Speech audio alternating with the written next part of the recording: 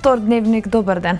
Извршена е санација на пешачкиот мост во центарот на градот кој се наоѓа помеѓу градскиот парк и основното училиште Јоаким Крчовски. Нов асфалт е поставен на спортскиот училишен терен, асфалтирани се и повеќе локации во останатите делови во општина Крива Паланка. Со активностите од програмата за санација, тампонирање и асфалтирање на делови од улици и крпење ударни дупки на улици и локални патишта на територијата на општина Крива Паланка за 2016 година, асфалтирани се повеќе локации во централното градско подрачје. Извршена е санација на пешачкиот мост, така наречен градечки мост, кој ги поврзува централниот објект на основното општинско училиште Јоаким Крчовски и пристапниот тротоар на магистралата М2. Мостот е со должина од 44 метри и широчина од 3,8 метри. Стариот и дотраен асфалт е заменет, а вградени се околу 170 метри квадратни нова асфалтна површина.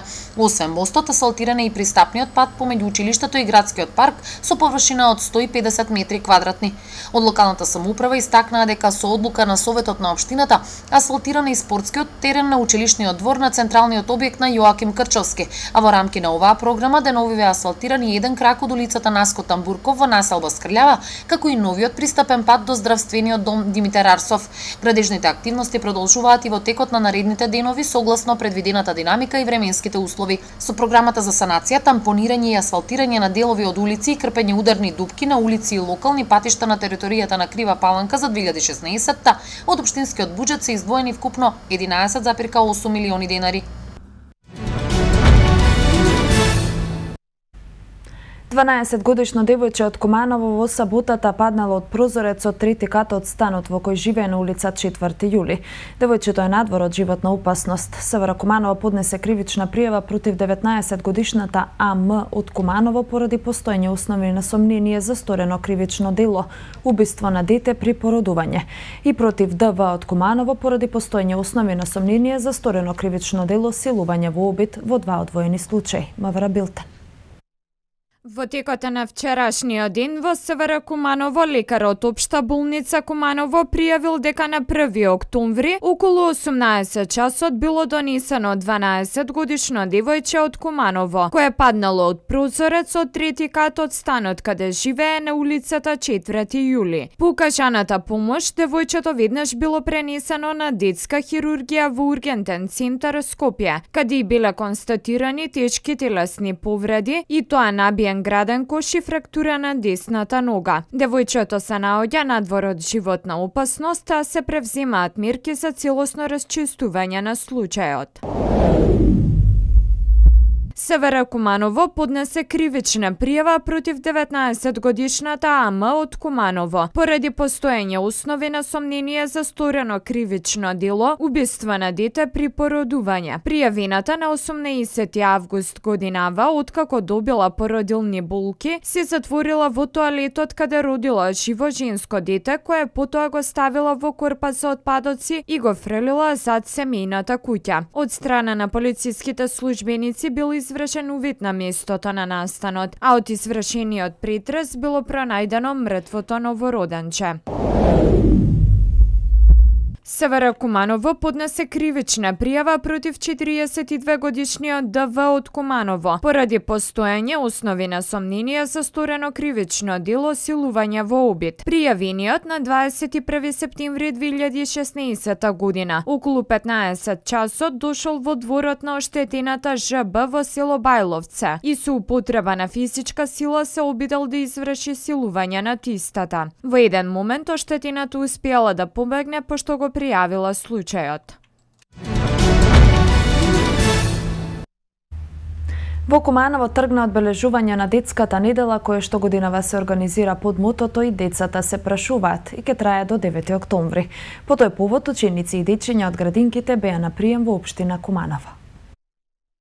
Ова година на градоначалникот учениците му подарија цртежи, а Здруженијето му подарија стихозбирка со наслов "Сите заедно". Тоа се литературни творби на децата од сите основни училишта, рачно изработена, во која се прикажани желбите на децата за подобро утро. Секој представник од основното училиште се представи со литературна творба, а не изостана и прашањата до градоначалникот за подобро Куманово. Голем процент од отворените прашања беа во однос на просториите за спорт, рекреација, творештво, спортски сали, детски игралишта и мали спортски терени. Градоначалникот рече дека се посветени за унапредување на воспитно-образовниот процес. Сме посветени во насока на тоа да направиме подобри услови за образовниот процес, значи со енергетските фасади, со промена на самите прозорци, услови, санитарни чворови. Не успеаме да го постигнеме целиот потенцијал што е потребен, меѓутоа сукцесивно према приоритетите и работиме на таа агенда. Градинка има едно царство, така го викаме нашето другарство, без другаче не може. Неделата на децата во Куманово ќе се одбележи со ликовни творења, поетски читања, литературни конкурси, шаховски турнири, а најмладите од градинките ќе организираат игри без граници. Оваа година мото на детска недела и децата прашуваат, што ни кажува многу убаво дека треба да ги слушаме децата, нивните желби, нивните потенцијали, ние возрастите да ги негуваме, да ги развиваме за да го постигнат она што е нешто убаво за нив и за нашето општество. Според програма на Сдруженијето, а во рамките на детска недела во четврток на 6 октомври, ќе има промоција на детска стихозбирка Детски лирски треперења, активност која што се реализира на ниво на државата. Оваа година домаќин на оваа активност ќе биде Основното училиште 11 октомври. На последниот ден од детската недела, децата од предучилишните установи стануваат членови на детската организација. Секое дете ќе добие детски бечи пасош. Општина Куманово го распиша годинишниот конкурс за доделување на највисокото општинско признание Ноемвриска награда, која се доделува во чест на 11 ноември, денот на ослободување на градот. Предлозите за доделување на наградата со образложение во писмена форма треба да се достават до Комисијата за одбележување на празници и манифестации и доделување на награди и признанија, најдоцна до 31 октомври. Ноемвриска награда како израз на највисоко општествено признание се доделува за посебни постигнувања во одделни области. Според одлуката, наградата се доделува на поединци, предпријатија и други организации, установи, здруженија и заедници, чие дело и постигнувања во работењето и делувањето представуваат посебно остварување во областите на стопанството и вонстопанските дејности во едногодишен и повеќегодишен период, според правилата на Комисијата за одбележување на празници и манифестации и доделување награди и признанија. Делото и постигнувањата треба да е жител на општина Куманово. Организацијата или заедницата да функционира во општината. Делото и постигнувањата да се врзани за општината Куманово. Право на предлагање на кандидати за Ноемвриска награда имаат предпријатијата, установите, здруженијата, месните заедници, група граѓани и поединци. Наградите ќе бидат врачени на свечена седница која се организира по повод денот на ослободување на градот. Земјоделците од Кратовскиот крај се жалат на се почестите штети на нивните земјоделски поседи и нападите од страна на разни видови дивеч врз нивниот добиток и живина. Изминатите неколку години се позачестена е напаста од страна на разни видови дивеч во селото во Кратовско. Својата мака со нас ја споделија жители на село Живалево кои живеат до главниот асфалтен пат, сосема блиску до урбаниот дел на градот. Велат во 2014 година, лани, но и годинава, имаат и до 100% штета на лозовите насади на насадите со пипер, но страда и добитокот. Се пожалија. 2014 година има нанесено голема штета од диви свињи, 2 декара лојзе шпалир со записник од републички инспектор, колку штета е направено на 840 лози уништени 100% родот.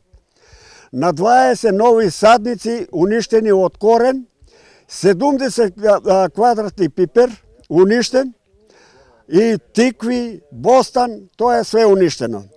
Јас сам чувал кози и с волците се брану, издавија ми кози, крај на крај видо дека не бива, останаа с 4 и 2 магариња, мора и тој да продаду. Велат се обратиле до друштвото концесионер на овој дел од теренот, кој ги протерало дивите свињи што го уништиле лозјето, а веќе 3 години му оневозможеле да има каков било приход од производство на вино или ракија. И диви свињи, и јазовци, и лесици, што год било. Кокошки чуваш од лесици уништи. по 3 пати идам на ден, по 4. Плачам, разбирате ли, плачам. На тешко срце Чичко Ѓорги раскажа и дека дополнително по утврдената штета и извршената проценка од страна на надлежен инспектор од Министерството за земјоделство, шумарство и водостопанство, кои ги упатиле кај концесионерот, сепак не успеал до крај да си ја надомести и онака големата загуба. За срок од 8 дена, ако не платиш, вика ќе извршител, вика ќе ти дојде, ќе ти извршуе. Семејството Арсови, кое 3 години низ судиските лавиринти се бори со овој проблем, е во исчекување на разрешница на неправдата за која говореше.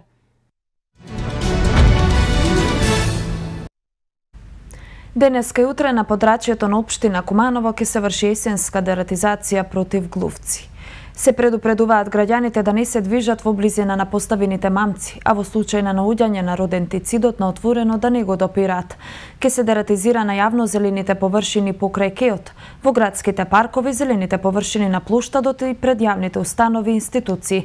Општината за дезинсекција и дератизација која се одвиваше во неколку наврати одвои 700.000 денари од општинскиот буџет.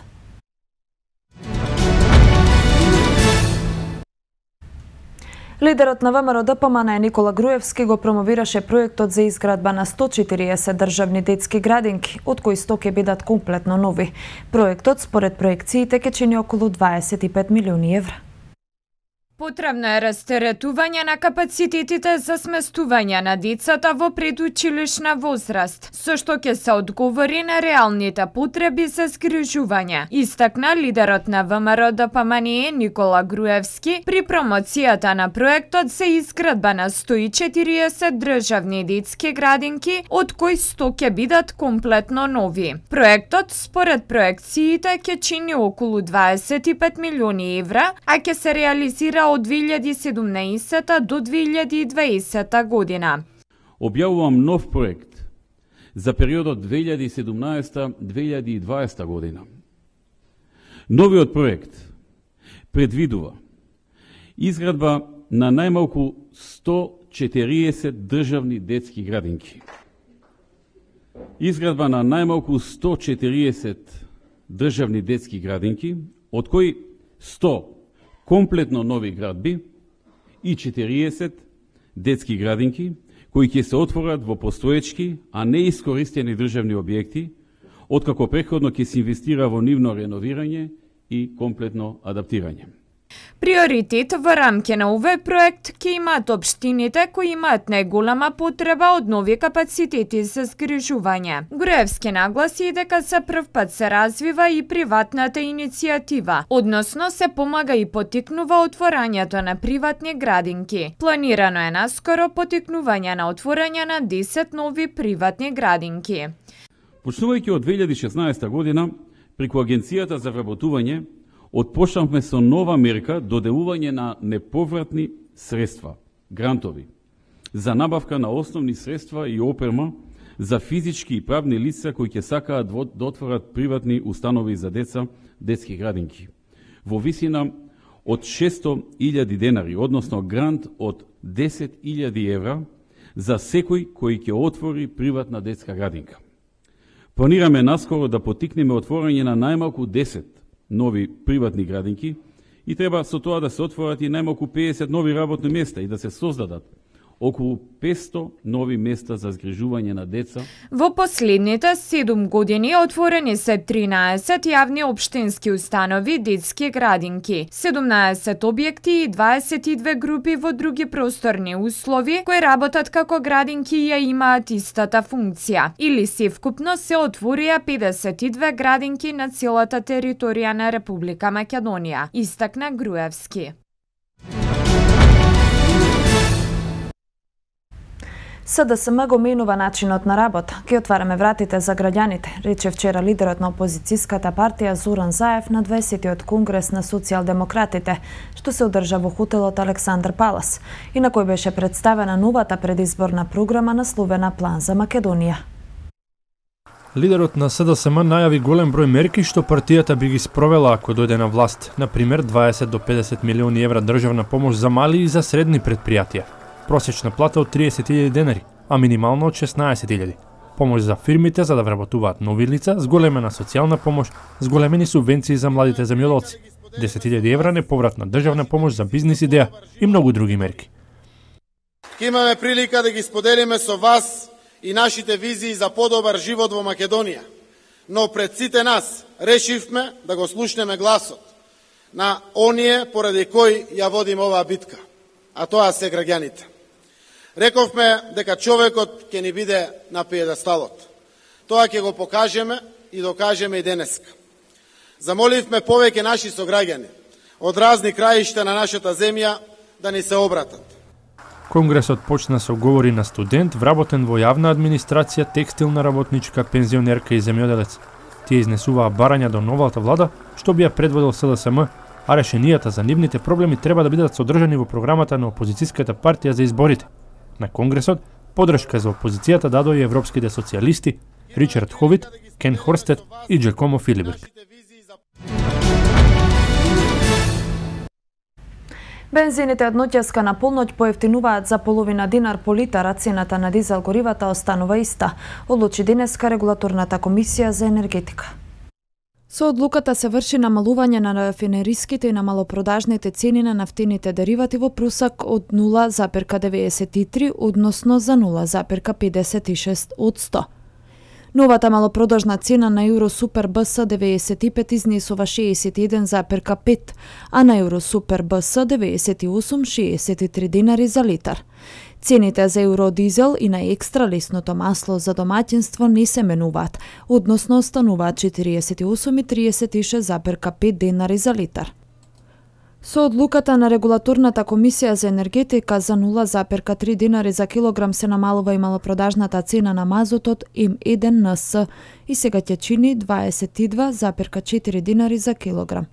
Како причина за намалување на цените на нафтините деривати од регулаторната комисија ги посочуваат за 0,832% пониската просечна цена на сурова нафта на светскиот пазар во изминатите 2 недели и за 0,148% понискиот курс на доларот во однос на денарот.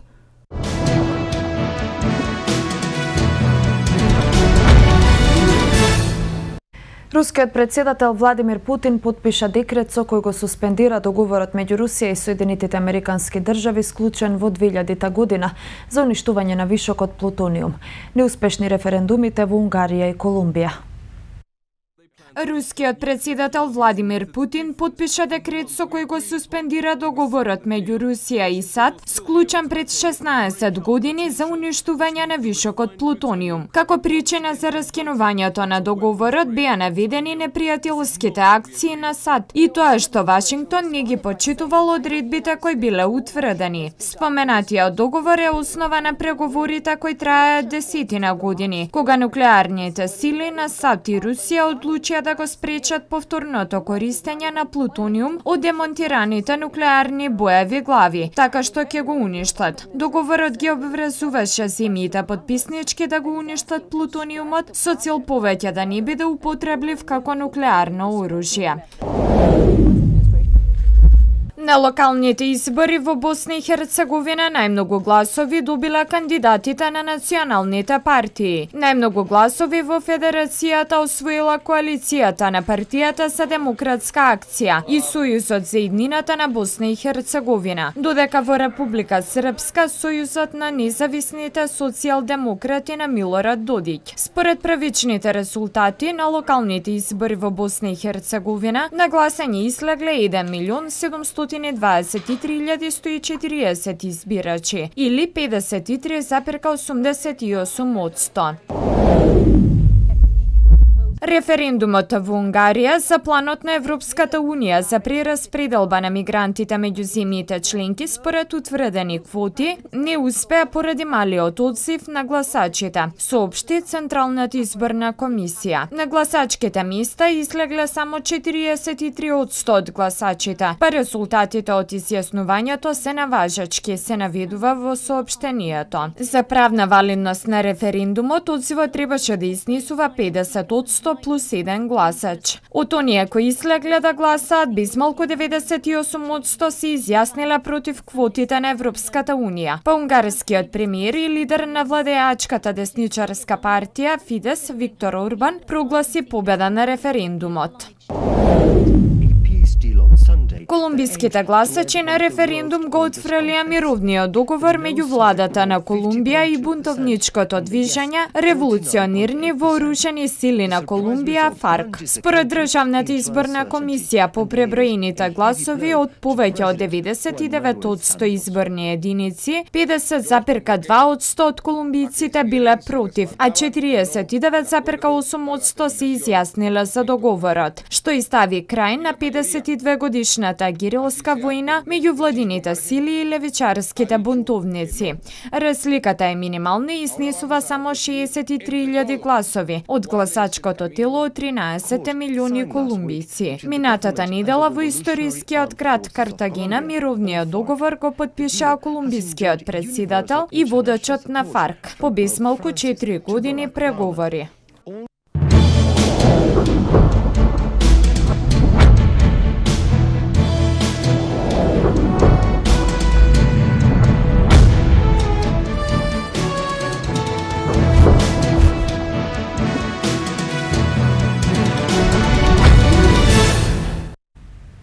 Ракометарките на Вардар остварија значајна победа од 33-28 на гостувањето во Куманово за прв првенствен пораз на домашните.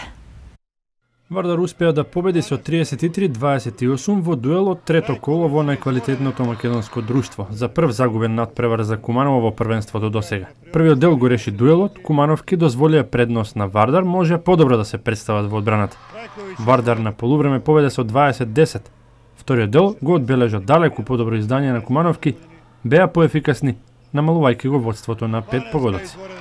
Лошо почнавме со надпреварот, секако со мал одмор во второто полувреме дадовме се од себе за да ја намалиме таа разлика. Многу ми е мило пред се што улегна и помладите ракометарки и има минутажа.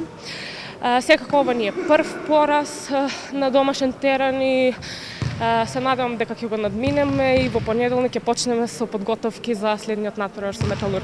Значи добро се спремивме за оваа утакмица, бидејќи знаеме дека новиот терен секогаш е тешко да се победи.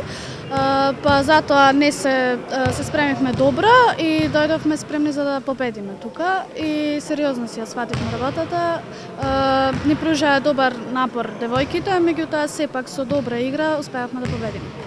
За Кумановки на расположена беше Александра Боризовска со 9 голови, а по 5 постигнаа Викторија Пеовски и Бранкица Марковиќ. Вардар го предводеше Наташа Нолевска, надпреварот го одбележа со 10 погодоци, додека Теодора Керамичиева успеа да реализира 7 голови.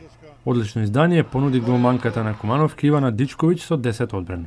Куманово е со ефект од 2 победи и пораз во шампионатот, во следното коло ќе се обиде да слави кај гевгеличанки.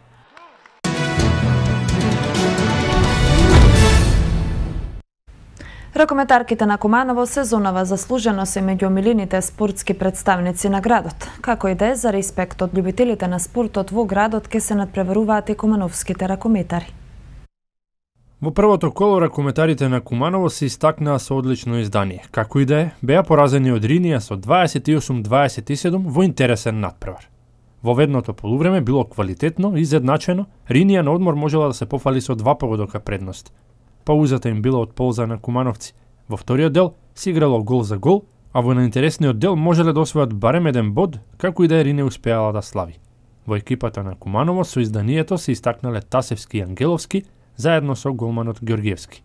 Подновениот клуб на Куманово во првата рунда се представи во добро издание и покрај поразот, а во следното коло в недела против екипата на Струга најавува и прва победа.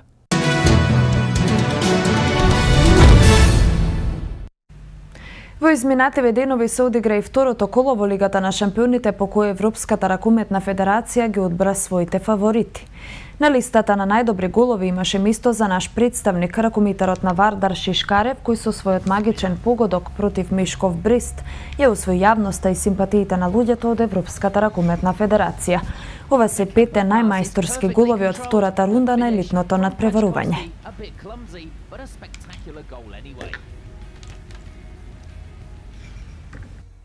If it doesn't work the first time, you just have to shoot harder. Sayad Esteki, aggressive from 11 meters.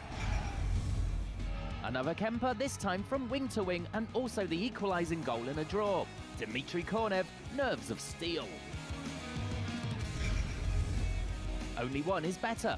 Daniel Shishkarev is the high flyer of Skopje and hits another. Our goal of the round.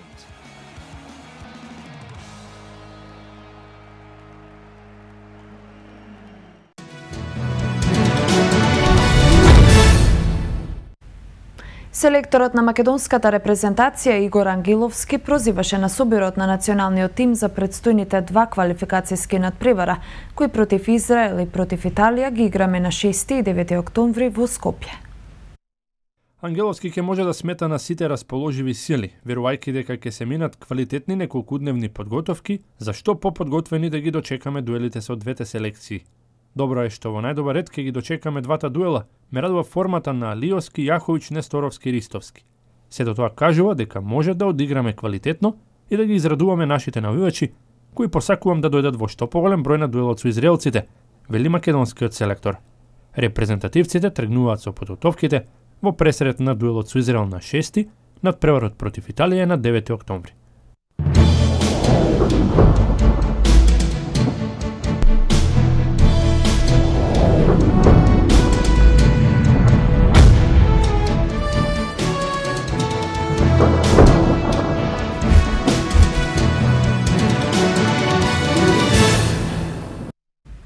Времето во Македонија променливо облачно со слаб локален дожд во северните делови.